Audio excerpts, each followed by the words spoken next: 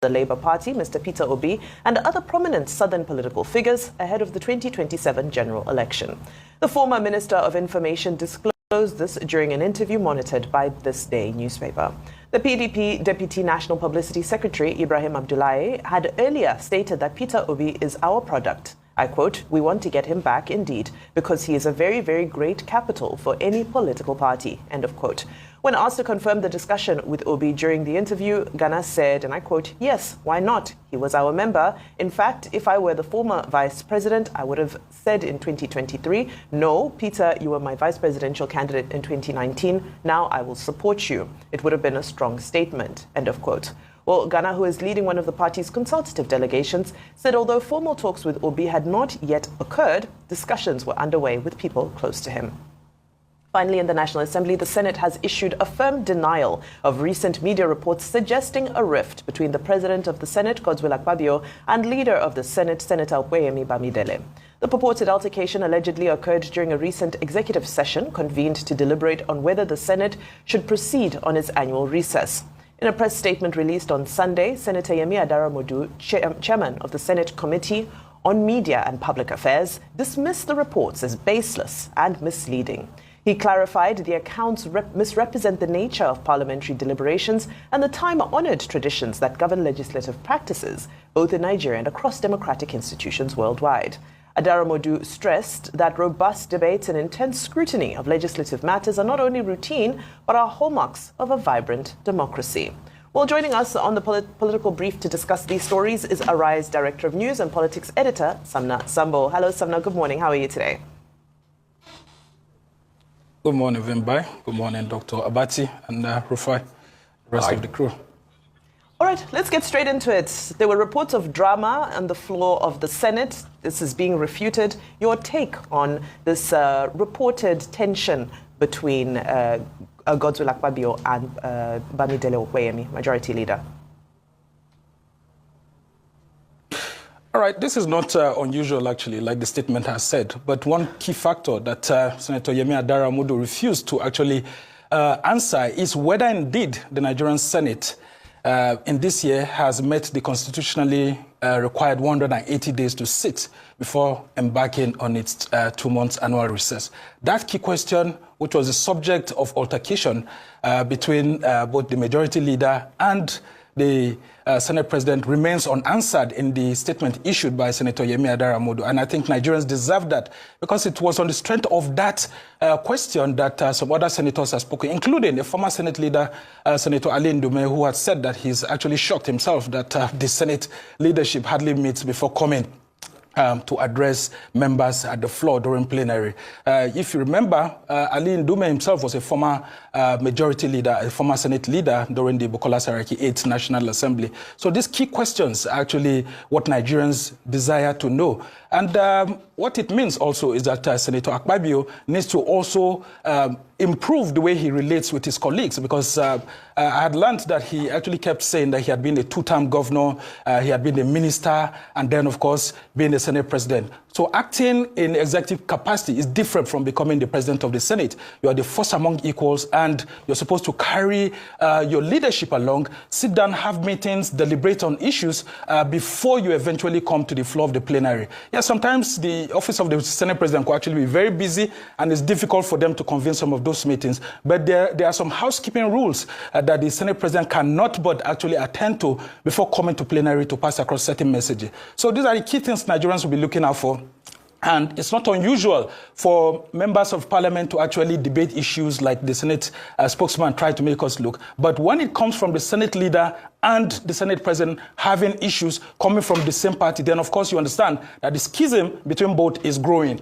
And the key factor here is that it's difficult because of the way Senator Akpabio emerged. And then, of course, there are different blocs that are still angling for that position in the Senate. All right. Real quickly, I mean, Samna, I don't know if you've been able to dig deep into what was even discussed that day, because we need to know, because we're hearing various stories. It was not only because of Senate meeting the threshold. There was a particular decision that was taken that they also discussed about. I don't know if you hear about that. Secondly, your reactions to Minister Wike's talk, about coalition. I know we have a guest that's going to be talking about that. Can you just, sound off on that a bit? Your thoughts on that?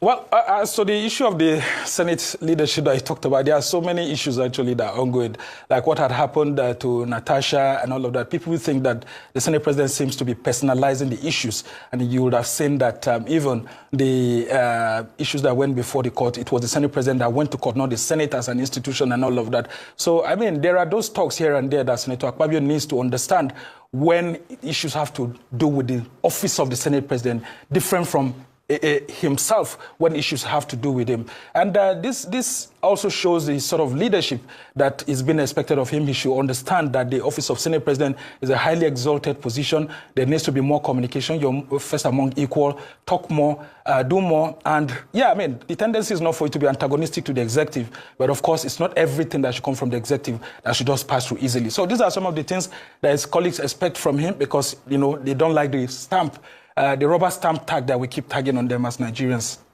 On the issue of the ADC you talked about, I think the APC will just be joking if it just keeps taking the ADC as just one of those political parties that can toy around with. I mean, the APC started at this formative stage when a whole lot of Nigerians didn't give them opportunities. They were laughing at them. There's a lot of disaffection within the APC itself. Some governors who would want to take certain steps, maybe towards ADC, wouldn't want to do that right now because of the body language of the president and all of that. Yes, while the ADC has its own issues, and we haven't really seen a clear path from that political party led by Senator David Mark at the moment, and of course with all the legal entanglement surrounding their coming together. Nonetheless, I think those in the governing party should be very careful, because if you had listened to what Senator Ali Ndume had said, some time ago, he said, it's the politicians that are defecting, the people are not defecting. So where exactly are the people's body language going towards? That's what I think the APC should be thinking towards at the moment. As you have pointed out, is that we may even exceed that 56% threshold that is internationally recommended. Where is all the money going in real terms?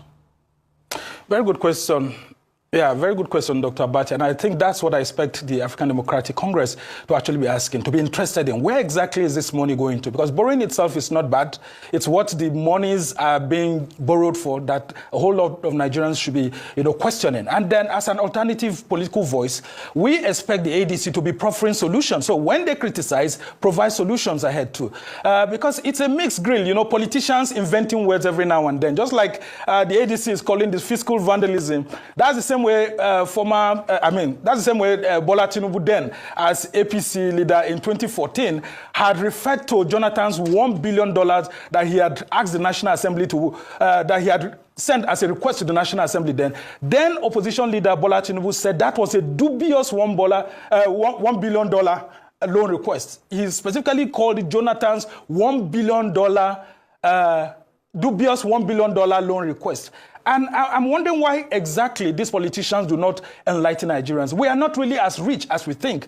We can't but borrow. Right now, if you look at, in terms of dollar terms, how much we have borrowed at the moment, as at March, our total borrowing is about $98 billion. That's like 149 trillion naira. Yes, we haven't reached that threshold. We can still borrow and all of that. But let's begin to question where the projects are going to. The coastal highway, is it very important? How necessary? And these are all contained in the MTEF for 2025-2026, which is an open document that was agreed to by the National Assembly. And it's not only the federal government that borrows within the MTEF, but states and federal government are supposed to do all of that. So in a nutshell, due to time constraints, we are not doing that badly. Because if you look at the US, for example, the US has $36 trillion debt, and Nigeria's debt in terms of dollars, it's about $98 billion.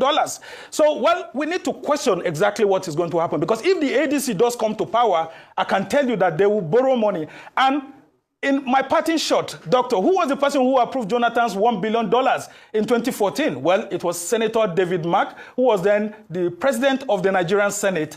And if that happened then, why is it